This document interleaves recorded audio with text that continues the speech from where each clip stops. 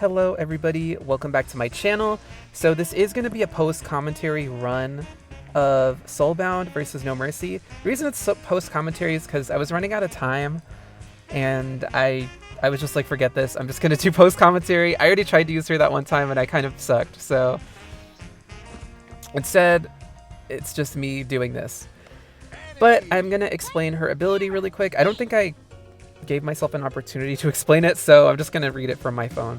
Alright, so I've already read this before, but we're going to read it again. Soul Split.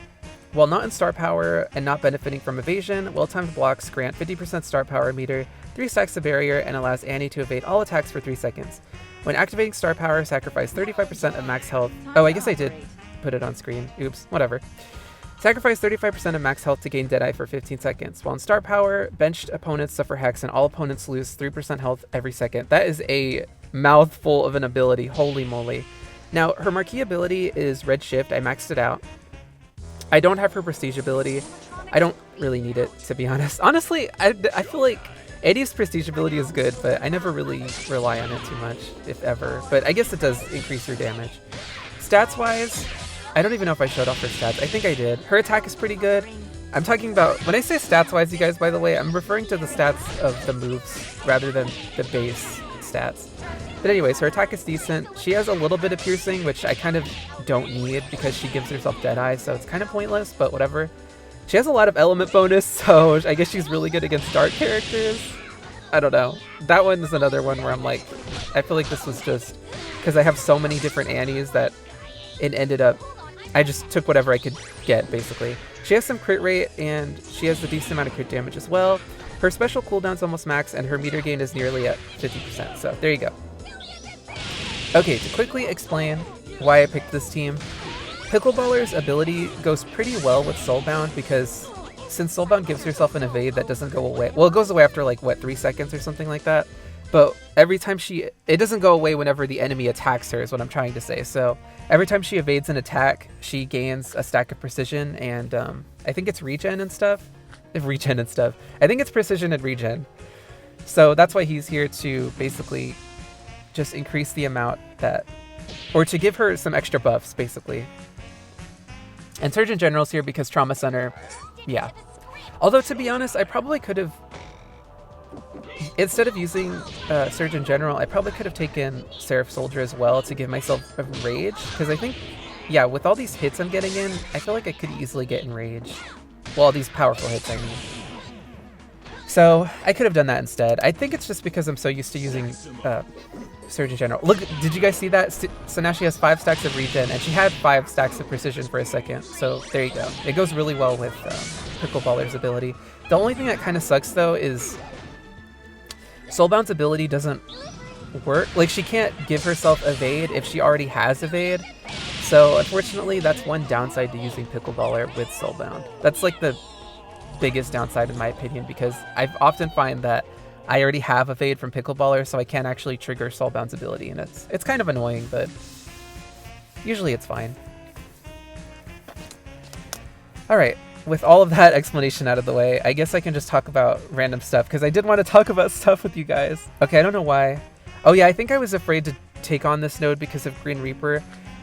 I've said it before and I'll say it again. Green Reaper is a little bit scary to fight against because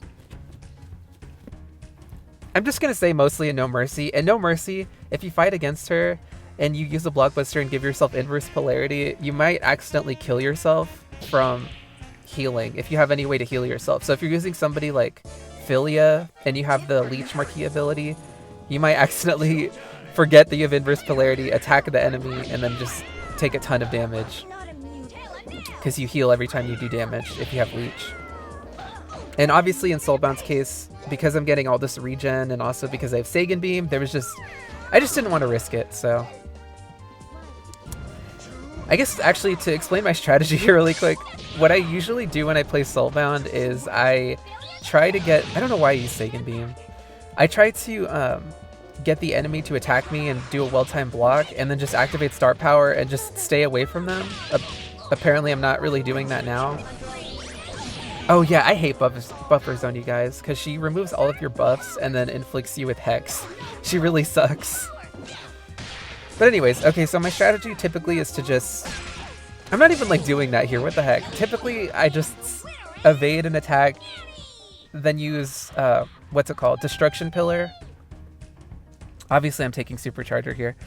I use Destruction Pillar, and then I activate Start Power, and I just stay the heck away from the enemy. And then whenever they get close, I punch them in the face with Destruction Pillar again. So yeah, and then I just drain their health while that goes on. That's my primary strategy. I don't even know if it's the best strategy, but it's honestly kind of fun to just stand there. So yeah. Soulbound's a little bit scary too because she can drain... Well, she has to sacrifice her health for her ability to work, which kind of... Usually it's not that bad because if you evade an attack with her ability, you get a stack of barrier, but it's kind of scary too because you don't want to die. I've had that happen to me where I've used her ability and I've died. A horrible death. By the way, now you're starting to see what I mean when I say that Pickleballer's evasion is sometimes kind of a double-edged sword. I can't believe I just did that. Oh my gosh, you guys, what the heck? Luckily, I have Trauma Center. Yeah, clearly I'm not playing the best. I'm usually better with Soulbound than this, the heck? I mean, I'm not, look at that, look, I almost died. I think I only survived because I had Final Stand.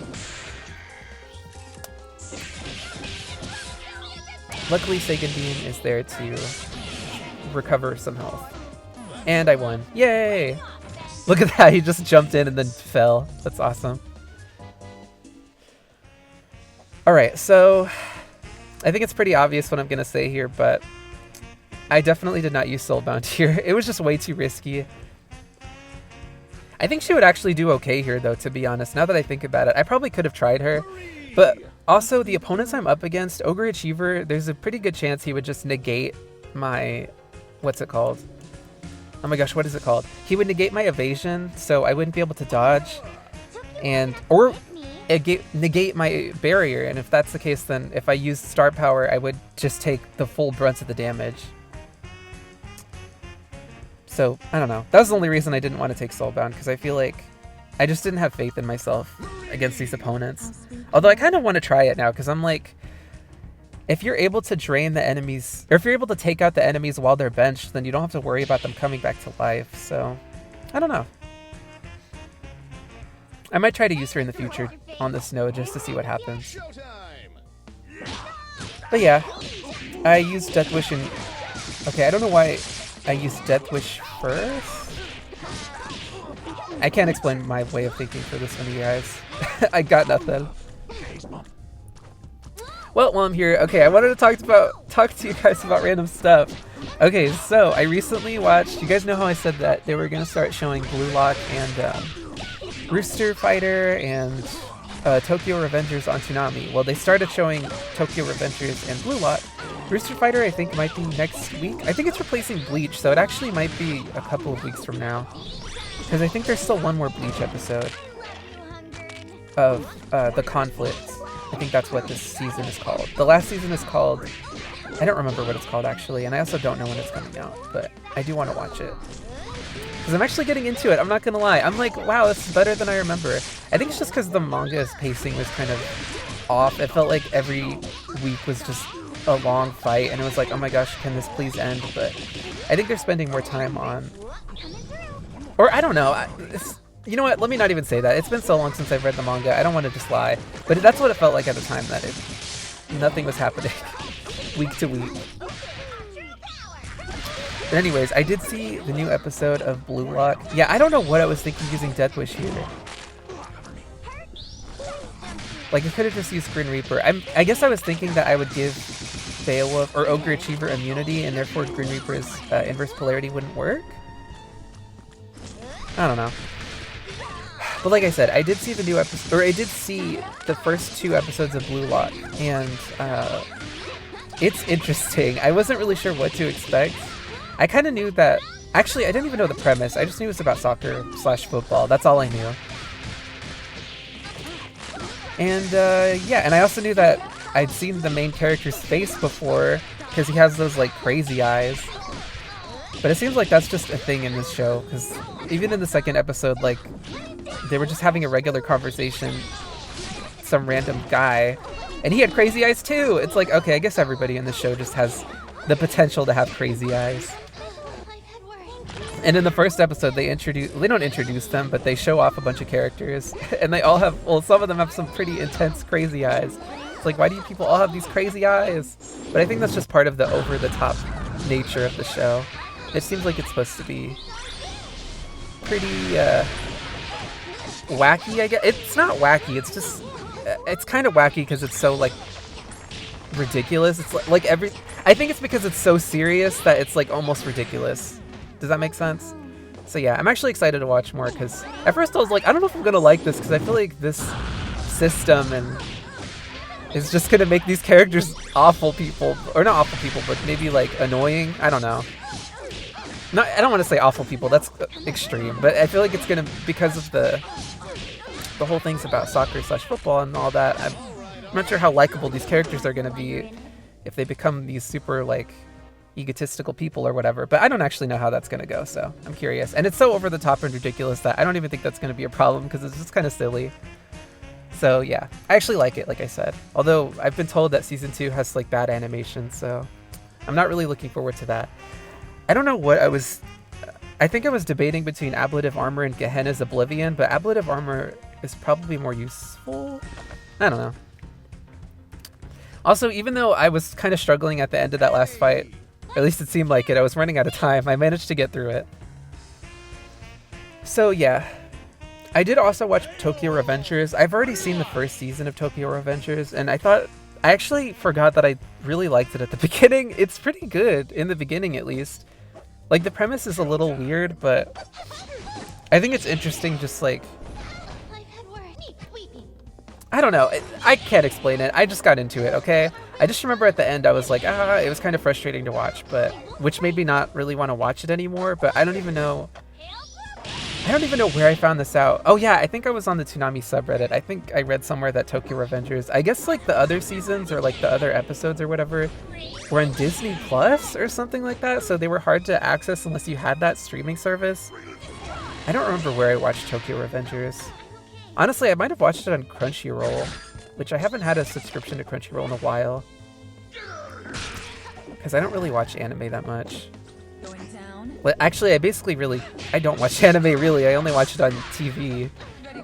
Although I've seen a couple of stuff on Netflix. I actually really hope Frieren Beyond Journey's End goes to Netflix because that's where I saw the first season, so that would just be really convenient for me, but yeah. Okay, I need to talk more about this. Sorry, I wanted to get that out there that I'd seen Blue Lock, and I think it's pretty cool. Well, the first 2 episodes. And I've also seen, what's it called? Oh my gosh, what did I just say? Tokyo Revengers. Which I'm probably going to, well, I don't know if I'm going to stick with it, because it comes on a bit later than Blue Lock. The order of Toonami shows, it goes Primal, Bleach, Blue Lock, and then Tokyo Revengers, so...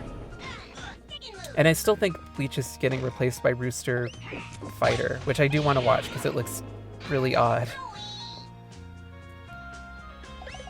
So I don't know. I don't like to stay up too late. I don't mind staying up late, especially now because I have weekends off. But I don't really... I kind of would rather just go to sleep, to be completely honest. Okay, one last show. I did want to talk about, I don't know if you guys have seen Primal before. Primal it's 2 seasons long, but it's on its 3rd season right now. I'm really enjoying it, you guys. I was seriously on the edge of my seat this last episode. I'm really excited for the next episode, which comes out, right now it's the 16th of February, so it's going to be out on, I got really scared. I thought the calendar said Tuesday for a second, and I was like, oh shoot, I'm not, I thought it was off today, but I'm not. No, I am off today. But anyways, so, yeah, Primal's really good. I'm excited to watch it. The next episode will be out on Sunday. I'm probably not going to watch the Sunday episode, though, because I do have to get up early on Mondays. So, and that comes on at 10:30. And I have to get up really early. Like, I don't just get up early. I have to get up super early. But yeah, that's all I had to say about that stuff. So, okay, let me talk about this some more. Okay, so, I think I'm on Area 2. I wasn't even paying attention. Area 2 isn't all of that bad. I feel like Area 2 is one of the easier areas. Area 3, in my opinion, is probably the most difficult. Honestly, it just depends. Area 1 or Area 3 are the most difficult depending on different factors. Area 1 can be kind of tricky because the region that the enemies get and the armor that they can get can really make it hard to take them out. But if you have a way to counter that, then it's really not bad at all. In fact, in some cases, it's actually pretty easy. Like if you use Grim Reaper, then you really don't have any problems whatsoever. But Area 3's difficulty, I think it really just depends on what artifacts you get. Because if you get some really good artifacts, then it's pretty easy. But if you don't get any good ones, then it can be kind of scary dealing with the thorns. So, yeah. In this area, I feel like it's not that bad. You just have to be smart and pay attention to the enemy's health, because once their health drops below, I think it's 25%, then their attacks become unblockable. And that has definitely killed me a couple of times. Well, more than a couple, if I'm being honest. And these are both pretty good. I think I took Dagonian Feast. Actually, I think I took Queen of Hearts. Yeah, I did. I knew it. I don't like Queen of Hearts all that much because I feel like it makes it... Oh, look at that, you guys. Guess who it is? It's Lucky Lure. This is something that I can't believe... This is something that I hate, but every time I see Umbrella's Lucky Lure variant, I just think of that freaking stupid joke thing from Fire Force with, I forgot what her name is. The pigtail girl. The cat one. That's all I think about. That stupid joke with her. And that's like the dumbest thing ever. I feel... Does anybody... You know what? I don't even want to know. I feel like that's... When it comes to Fire Force, that's one thing people complain about the most, is that her whole deal. Because it's just weird. It's just like, what is this? I don't know. I don't know if any of you guys have ever read the Soul Eater manga, but especially in the beginning, it is so, like, fan servicey. It's kind of just, it's disturbing to me. It's like, this is so... Because I watched the anime before I read the manga, and then I read the manga, and especially at the beginning, the fan service is... There's so much of it. It's like, what the heck is this show? It's really bad. Like, it's bad in the anime too at the beginning, but it's worse in the manga. So if that's something that you didn't like about it, then if you ever read the manga, brace yourselves, because it's worse. So much worse. I actually didn't really like the manga that much. I mean, I liked it kind of, but eh. I'd rather just watch the anime. I think for this one, I took Fishbone Cleaver. I can bring someone back. I don't think anybody's died. Have they? I really haven't been paying attention. Nope. Green Reaper just got healed up. Look at the Ogre Achiever again. I actually really hate fighting Ogre Achiever, which I've talked about a bunch of times, so I don't think I need to elaborate. Now for this one, I could have used Soulbound, but I probably should have just used her. I don't know why I didn't. I think I was just scared to fight Ogre Achiever. That's so stupid. Ogre Achiever just... I don't know. I find him so intimidating because of his buff cleansing thing. Oh wait, I guess, or maybe I do use Soulbound. Okay, JK. Guys, I recorded this a long time ago, so I do not remember what I did. Okay, well, apparently I'm using Soulbound and Ogre Achiever, Ionic Icon. I think I used Ionic Icon to remove... Wow, that was embarrassing. To remove Ogre Achiever's buffs. Because her ability makes it so whenever you're using a light character, or whenever a light character on your team, what's it called, gets a combo of 15 hits, one buff is removed from the enemy. So, in this case, Sagan Beam can remove a buff, which is pretty handy. And of course he comes out. Oof. Did you guys see that? This is why... Oh, look at that. Negated invincibility. That is so awful. And it's just because of the, what's it called? The match modifier. I think the light match modifier is probably the worst one. It's a tie between that and the dark one. The wind one is also kind of bad too. It's more annoying than anything. In No Mercy, it can be pretty dangerous though. But I think the light one is the most, like, I don't know how to deal with this. Like, the way I usually deal with it is by bringing somebody that can remove buffs, but that isn't always possible. Yeah. Oh, I didn't even mention this. So, well, I think I talked about it before, but if you use Soulbound's star power and you use Photobop, her star power doesn't drain. So your opponent's health is just like... Oh, shoot. I just, like, punched my mic. I think for this one I take Immortality of Lamia. That's my guess. I don't actually know. Yep, I knew it. But anyways, so if you use Photobop while you have Star Power activated, your Star Power isn't going to drain, which means you get a little bit of extra time to drain the opponent's health. It's actually pretty awesome. It's kind of why I want to get more meter gain with Soulbound so I can get Photobop faster, but it's kind of tricky to do that. So, especially, I've used so many Annies that I really don't have the biggest selection of moves anymore. Oh, excuse me. I think for this one I just wanted to...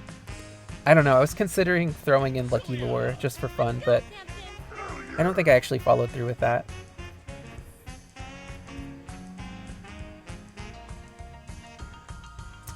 I'm just waiting to see what I do.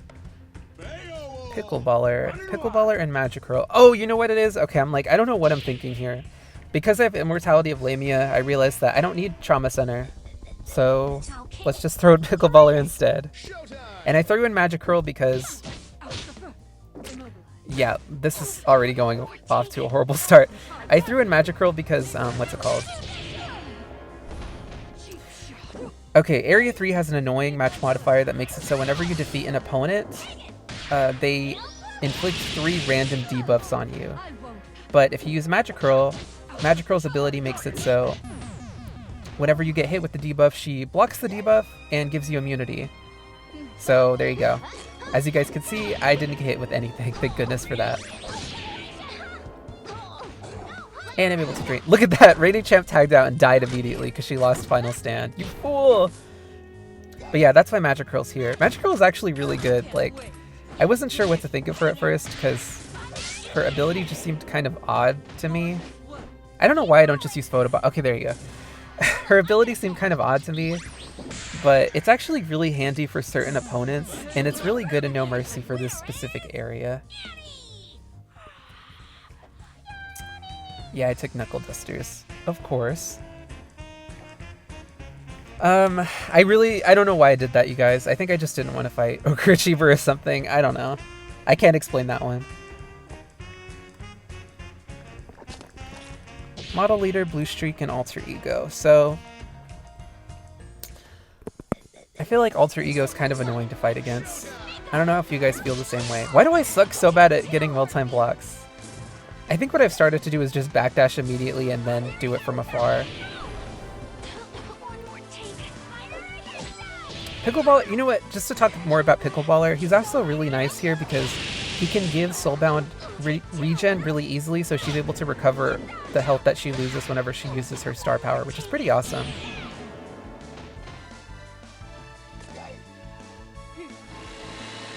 Alright, what's gonna happen? Oh, there we go. Yeah, Soulbound's a lot of fun, in my opinion. Even though I mainly just spend a bunch of time standing there. Look, see, her star power isn't draining at all. Yeah, I don't like fighting Alter Ego because I feel like I always get hit with... Well, I guess that's how her ability works. You get hit with debuffs, but I find that annoying. Look at that, there she is again. What the heck?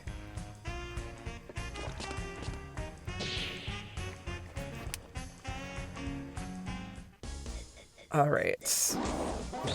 This is also... I didn't even want to say it before, but this is actually going really well. Like, even though I messed up a few times, I think it really helps to have Surgeon General and Pickleballer on the team because they add such a handy safety net. In Surgeon General's case, it's Trauma Center, and in Pickleballer's case, it's his Evade. It's just like super helpful. So yeah, that's why I really like them. Honestly, I need to talk more about them, but I don't know, like on an individual basis.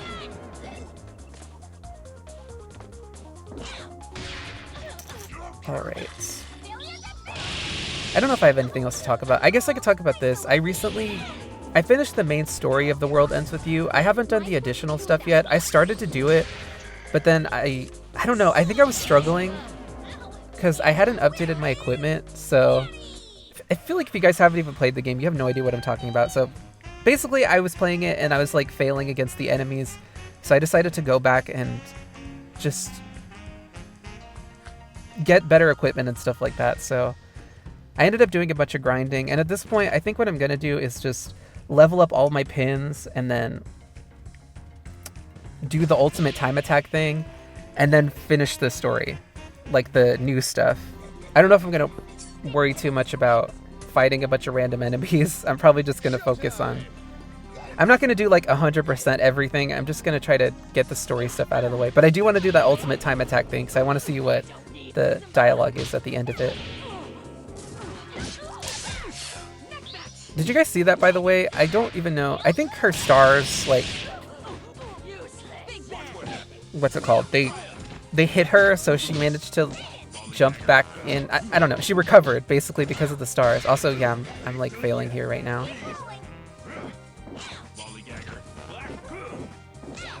Okay, that was pretty scary.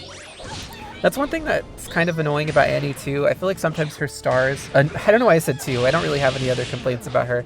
But her star power thing, her little stars can do that, where it like hits the enemy and they end up recovering in the middle of your combo, and then they just like do that. That's happened to me before, where Eliza's gotten out of that and she's used that blockbuster and killed me.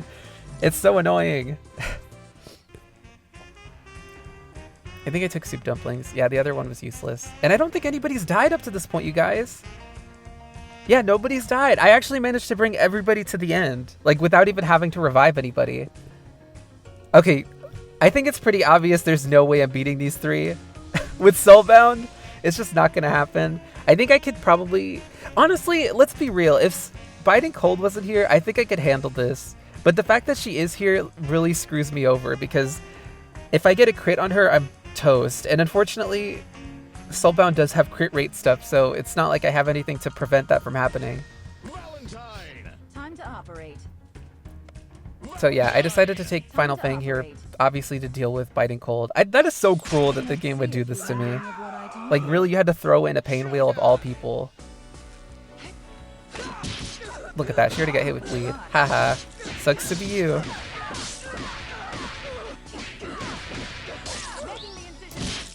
So yeah, obviously Final Fang is here to deal with Biting Cold.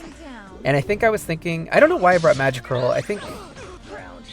Honestly, I got nothing. Like, I can't even rationalize a good reason why I brought her. I think just because... That was so sucky, by the way. That just happened. And you know what really sucks, actually? Because Unholy Host is out... Wow, I got really screwed over here. Because Unholy Host was there... Oh, okay, never mind. I was gonna say, her ability makes it kind of tricky to tag in, because I don't want to get hit with Curse, but... Apparently it didn't really matter. But yeah, the thing that also kind of sucks about Biting Cold is if she triggers Immortality of Lamia, it still counts as you dying, so her ability activates and she gets 5 stacks of regen. It's annoying. I think it's the same thing with Flytrap too. Well, Flytrap doesn't get that many stacks, but you know what I mean. Okay, Unholy Host is dead. Oh, I just have Grave Danger. Wait. Oh my gosh, why did I do that, you guys? I had that in the bag and then I messed up like that. Are you serious? What I should have done is I should have just backed off like I usually do. This is what I'm saying. I don't know why I think I played Soulbound worse than I used to. Like, or I play better than I used to, because I should have just backed off and then have Squiggly use her attack on me, evade it, and then just drain her health with star power. But no, I did not do that. So that was kind of a fail on my part. And I lost Magic Curl. I think at this point I'm just like, maybe I should just let her kill me. Oh my gosh, what am I doing? I could have hit her with the... Oh, okay. Actually, maybe that was better that I did it like that. No! Did you guys see that? She brought her party back. Oh my gosh. I forgot that happened. Wow. Okay, well that was embarrassing. It's kind of funny to watch this after the fact because, like, I totally messed up there. I just did not plan that intelligently. I should have backed off, like I said, and just drained her health with Soulbound. Live and learn. At least we get to see we get to see Lucky Lure. And I know what you guys are thinking. And no, I don't know why I decided to use her when her whole thing is crits. Like, that was not intelligent of me at all. Look at that, she just instantly died. Oh, it is hard to watch this. I just gave up. I don't know why I did that. Like, why did I even try that to you? Oh, that's hilarious.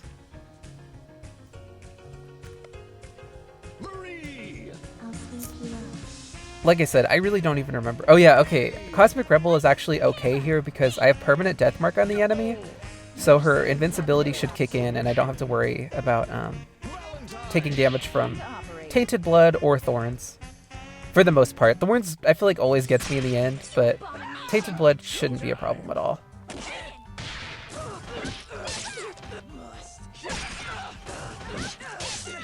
Of course, if I get a critical hit, what the heck? There we go. I was like, I'm getting really unlucky with critical hits, apparently. Look at that, she's dead. Tainted Blood was not even a problem. I brought in Evergreen Evil to extend the length of... what's it called? Invincibility, and it feels like it does not really do much here. And I know it has to do with the enemy's match modifier thing, but still. Well, I guess it does help, though. It still lasts longer than it would otherwise. And there we go, that's it.